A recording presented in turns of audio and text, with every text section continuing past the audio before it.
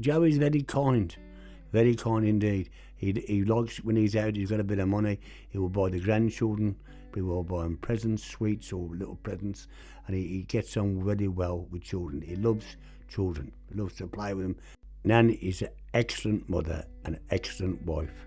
There's no doubt about it. I wouldn't have nobody else but Margaret.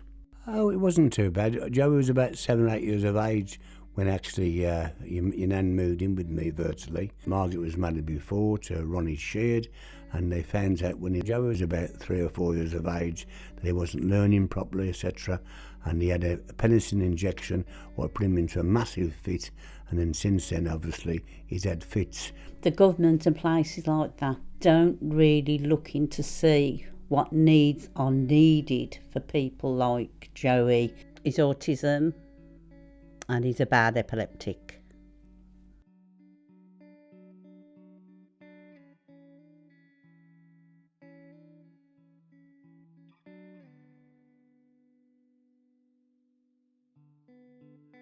Just a normal, routine young girl. Waitress, cashier, cleaner. Lived at home in my grandfather's house with my mum and my dad, my older brother, my older sister and my younger sister. Just a normal life, going to school. We weren't rich or anything like that. We did normal things, like going out to play, went to school, left school, got a job. But a few jobs. It makes no sense. You're picking on a group of people who have fought so hard to be equal in this society. We got the right to education. We came out of care homes, of institutions in the 80s. And it's like all that work by people, by generations of people, is gone in one swoop from this government. In 1964. I was actually standing outside the Royal Oak pub. I was walking up the road and he started whistling and was saying, "What are you doing tonight?" And I just walked past. And that's how I first met Nan, really. I mean, a step-parent does take on the responsibility of another child. I think that's hard in itself, and particularly with Joey's condition, it must have been twice as hard. Janet Moss and sister. He was 13 when I was born. Considering what Grandad took on, it must, again, I don't think he probably realised just to the extent of the severity of Joey's condition. So I think he's managed well throughout the years. He's probably got frustrated as well. Trouble is with him, he doesn't want to leave, living around his mum and that, and he thinks what it is because I've always been with him that mum should be there everywhere he goes. Not really a lot physically, more so mentally than physically. His mind is roughly a third of his age, what he is now. Joey's condition, though, he's obviously got the mind of a child about 8 or 9. He can't really dress himself properly, and also he can't speak properly.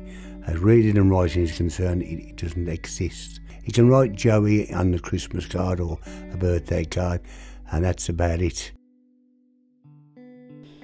Because there's always something to do, no matter what.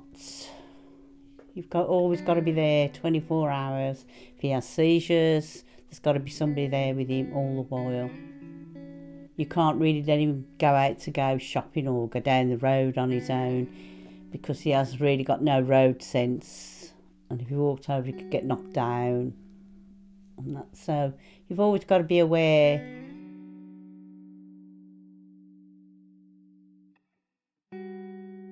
He became obsessed with different things. For instance, he loves Elvis. Joey's favourite thing is Elvis Presley. He likes old movies. He sits there and watches. He don't really understand them, but he gets the gist of them sometimes. You'd look at him a lot throughout the day, probably have his headphones on, listening to Elvis or be watching an Elvis movie. So he isolated himself at times.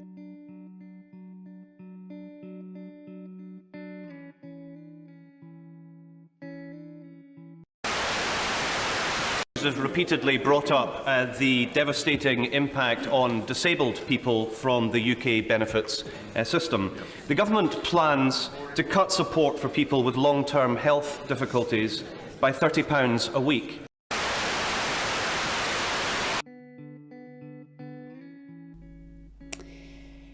2013. My heart stopped overnight. When your mind's always on the run, sort of thinking, you know, what's going to happen and one thing and another. And then you worry. If she was able to get that support, I think she would feel as though she'd be able to cope with it better. But she's had a pacemaker fitted, and lately she hasn't been too bad, touch wood, etc. So as long as she takes things easy and don't do too much, she's all right. But she carries on no matter what, and she still does the housework and the cooking. She needs a break from him sometime, because otherwise she's got him 7 days a week, and these places at the moment are being closed down by this stupid government. They think they can do without these places and put them in special places. It doesn't work like that. I think the social care that was available 15, 20 years ago was very personal. It seemed to be more consistent. I feel as though that's dropped by the wayside. But at one time we used to have a carer come to the house, a young lad who was a bit of a punk rocker. We used to take Joey out the pictures, etc., and take him shopping and things like that, look after him. But that all stopped. It was a volunteer worker, so it just fizzled out. But apart from that, he doesn't have no one to come to the house. For Nan, I feel as though, again, there could be that support where it allows her, if you like, to have a breather. So she's able to feel refreshed again and take on the responsibility and the duties that are involved in raising Joe. He did have a girlfriend once at the centre, but he didn't take much notice. He just used to bring it. She used to come to the house, quite a nice looking girl actually, but she was okay, she was quite a nice looking girl, and he had her for 2 or 3 years, I think. She used to come to the house and sit with him sometimes, etc. But apart from that, that was about it. That's the only one he's ever had.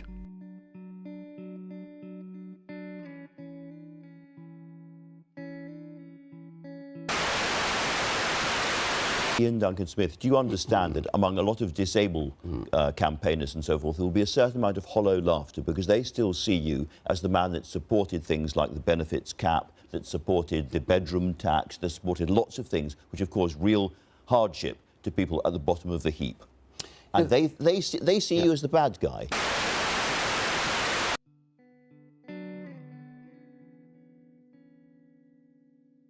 I don't think people are aware of all these conditions, and I don't think anybody can ever empathise until they're put in that situation. I think people do judge as well. They see it from the outside and often label that person who does have learning disorders as being naughty or being defiant. Some people, like my friend once, Murray Scoochie, he was a bit frightened of Joey because simply he was different. Because Joey being different, some people cannot cope with that. But you see, you didn't know about autism till I'd say the past 15 years. Before that, it was never known.